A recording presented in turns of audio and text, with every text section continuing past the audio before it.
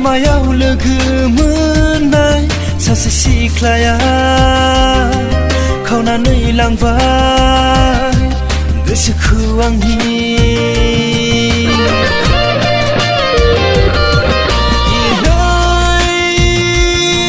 लामायाव लोगो मोननाय सासेया जोलिया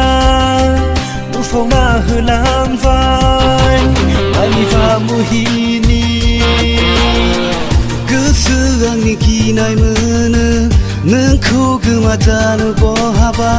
गोरबो आंनि गिखांनाय फैयो नोंखौ गुबुननि जाजानो मेगन आंनि नागिरबायो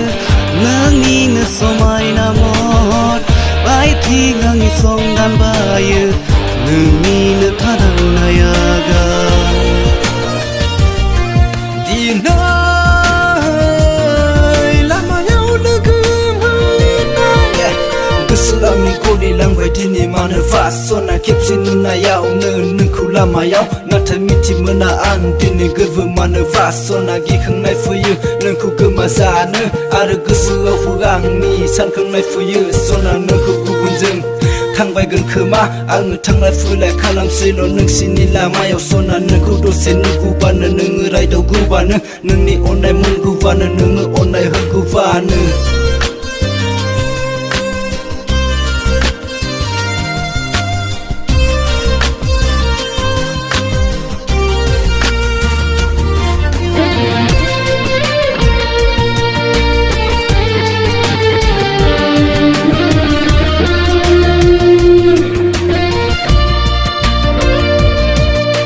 जेराव नायो बेयावनो नोंखौसो नुग्रा जालांबाय आं दिनै मानोबा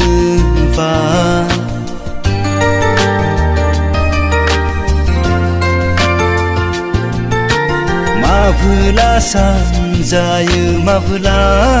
हर जायो जेबोखौनो आं दा हमदांनो हाला माथो नोंखौ नङाब्ला आङो नोंजों नङाब्ला बे जोनोमाव थांनानै थाया नोंखौ नङाब्ला आङो नोंजों नङाब्ला बे उजियाव रावजोंबो जाया दिनै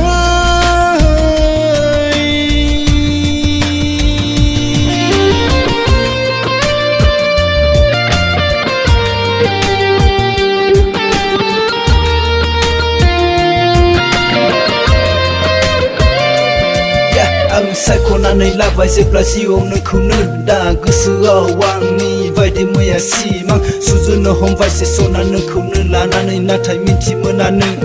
मा सानो आंनि थाखाय मा दं सना नोंनि गोसोआव